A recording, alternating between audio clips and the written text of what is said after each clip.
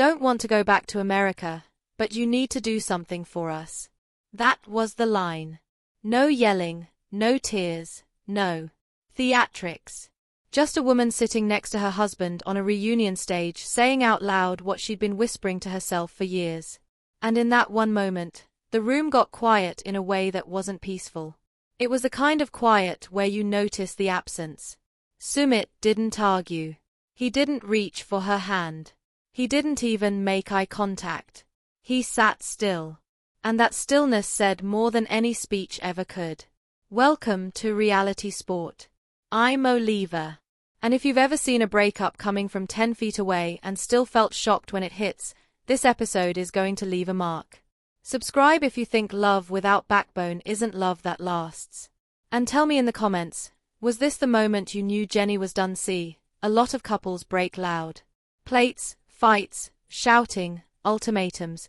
But this couple cracked in silence. Jenny didn't threaten to leave.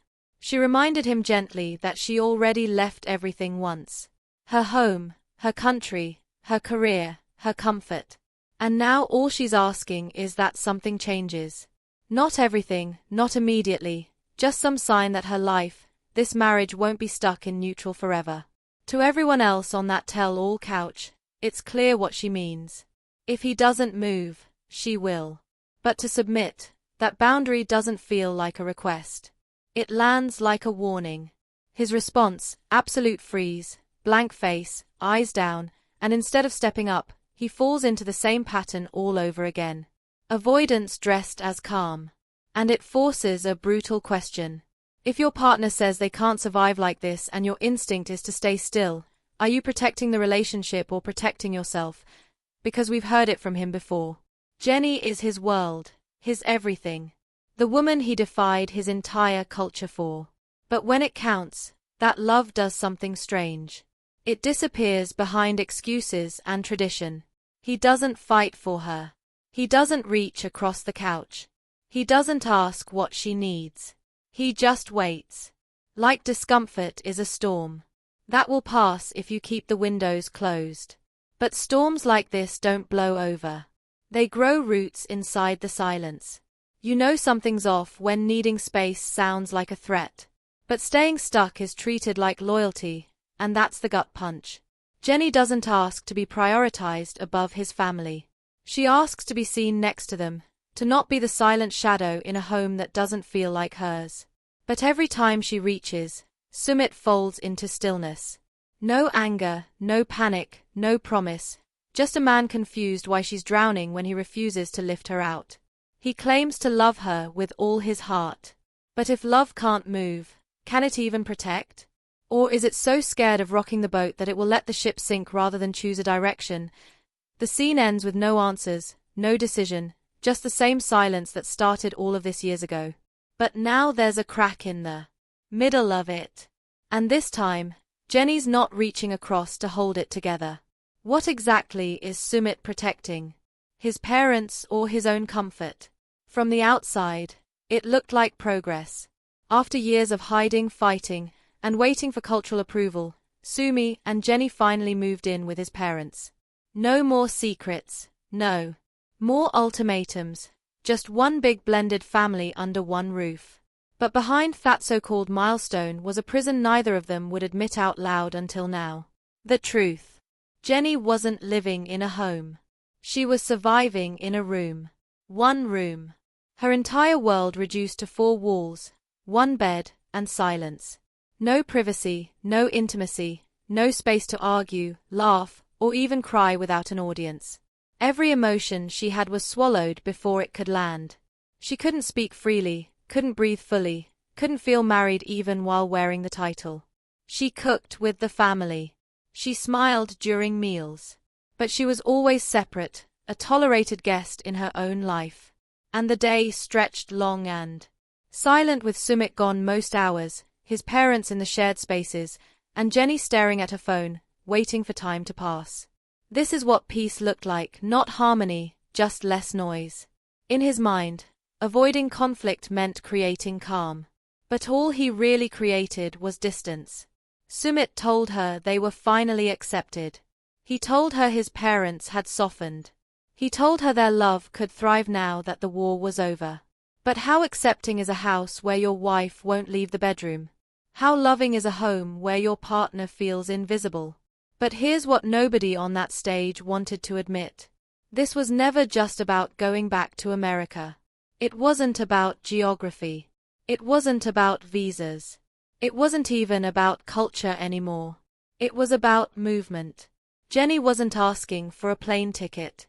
She was asking for progress. And when she said, "I don't want to go back to America, but you need to do something for us," what she really meant was, "I cannot keep living in emotional pause while you protect your comfort." The silence that followed wasn't confusion. It was exposure. Because for years, their love story survived chaos. Family rejection. Secret marriages. Cultural shame.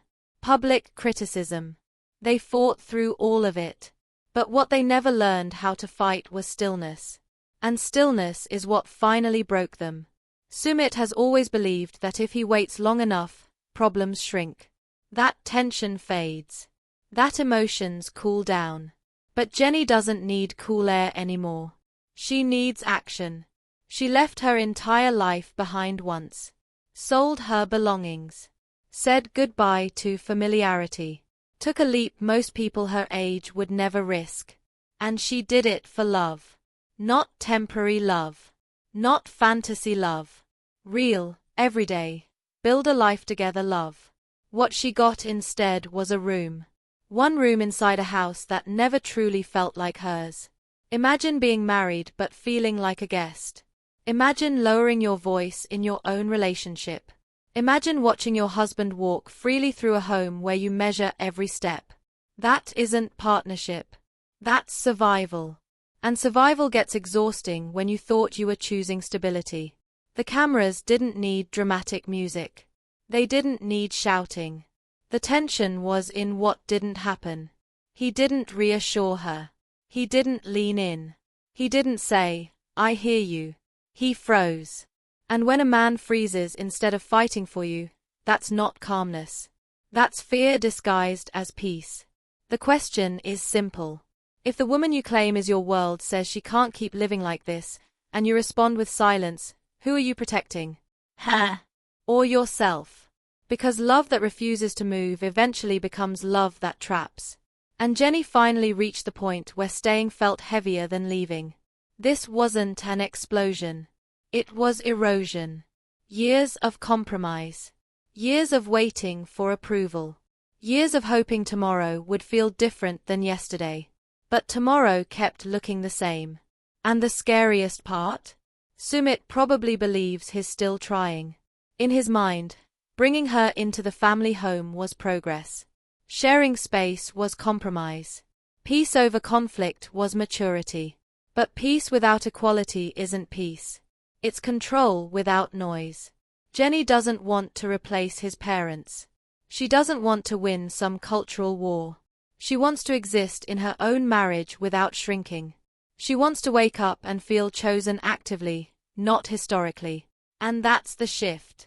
Loving someone in the past tense is easy. I fought for you. I married you, chose you. But love in the present tense requires motion.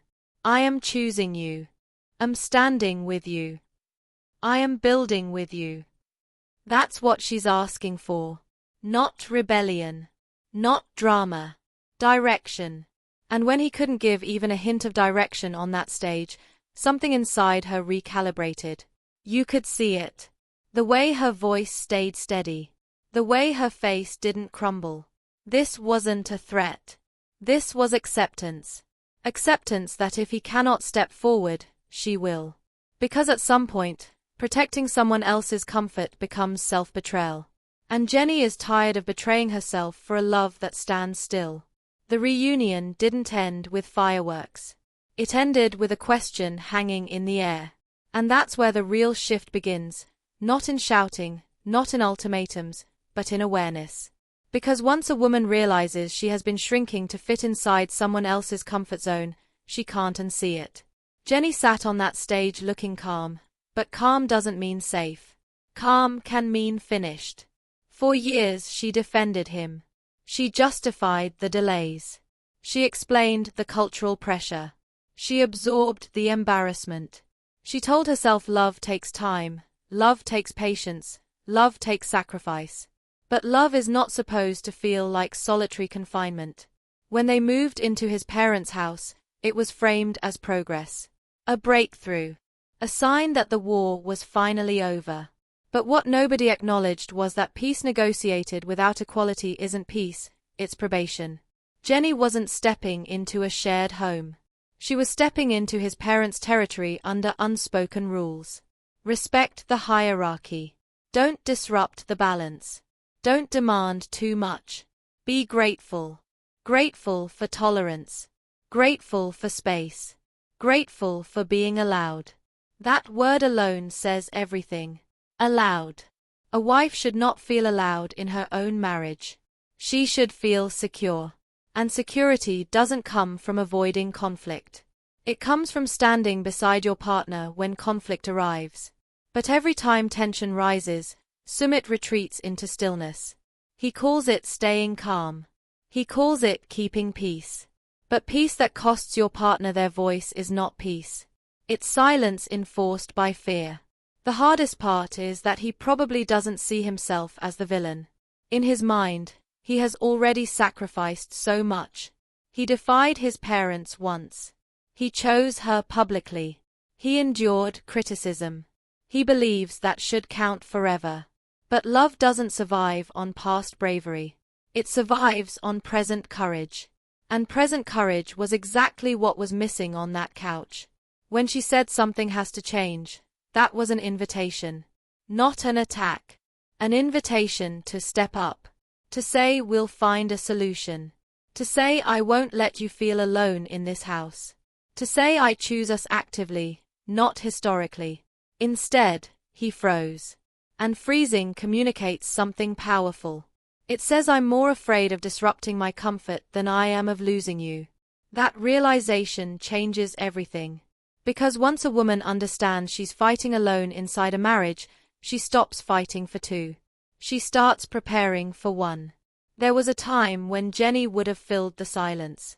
She would have explained more, softened her tone, reassured him she wasn't threatening to leave. But this time she didn't. She let the silence sit between them. And silence, when unrescued, becomes truth. Everyone watching could feel it. The relationship wasn't exploding. It was thinning. Stretching to a point where one more pull could snap it. The bigger question is this. What does loyalty look like when it only moves in one direction? Jenny uprooted her entire life. She adapted. She endured. She waited. And waiting became the foundation of their marriage. Waiting for approval. Waiting for acceptance. Waiting for him to step forward. But waiting cannot be the permanent plan. At some point, waiting turns into wasting. And no one wants to look back and realize they spent years asking for the bare minimum. The room she lives in isn't just physical. It's symbolic. For walls representing limitation. One bed representing compromise. A door that closes but never truly feels private. That's not partnership. That's containment. And containment slowly erodes confidence. You begin to question your own expectations. Am I asking for too much? Am I being unfair? But asking your husband to actively protect your emotional well-being is not too much. It's basic.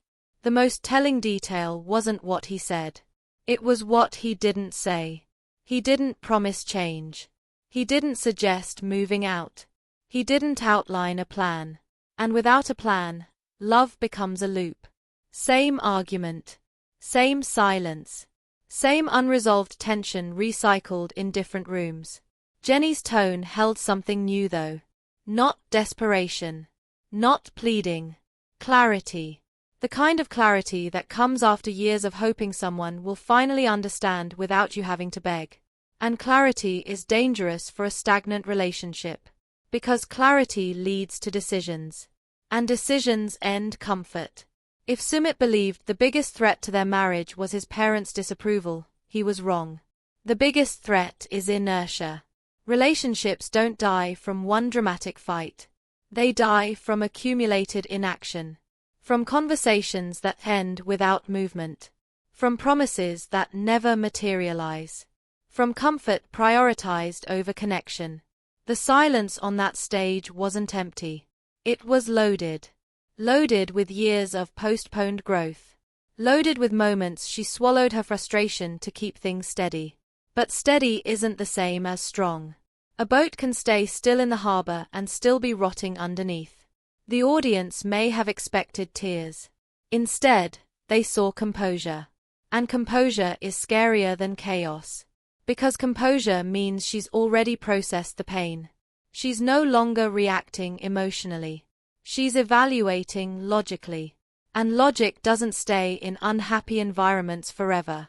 The question now isn't whether they love each other. It's whether love is enough without motion. Without boundaries respected. Without independence protected. Because love that requires one person to disappear slowly isn't sustainable. And the scariest part for him should be this: she's not threatening to go back to America. She's threatening to stop tolerating stillness. And once tolerance expires, so does the version of the relationship built on it. The stage lights may have dimmed, but the real decision is happening off camera. In small conversations. In long silences at night. In the space between what is said and what is avoided. The real storm isn't loud. It's quiet. And quiet storms reshape everything. And here's where it gets even heavier. Because once clarity settles in, everything starts looking different. The same house feels smaller. The same silence feels louder. The same excuses feel thinner. Jenny isn't confused anymore. She isn't wondering whether she's being impatient or dramatic. She knows exactly what she's asking for. Movement. Direction.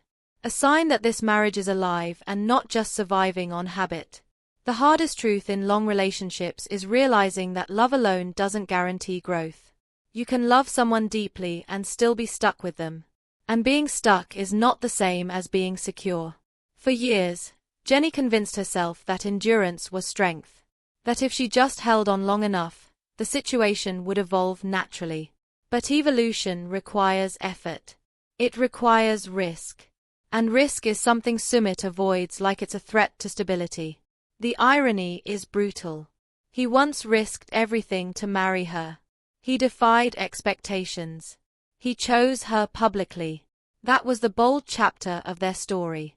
But bold chapters mean nothing if the rest of the book is written in hesitation.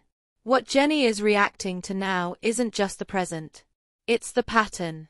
Every time a hard choice appears, he pauses. Every time pressure rises, he retreats. Every time she needs reassurance, he offers stillness. And stillness, repeated enough times, begins to feel like indifference. That's what people misunderstand.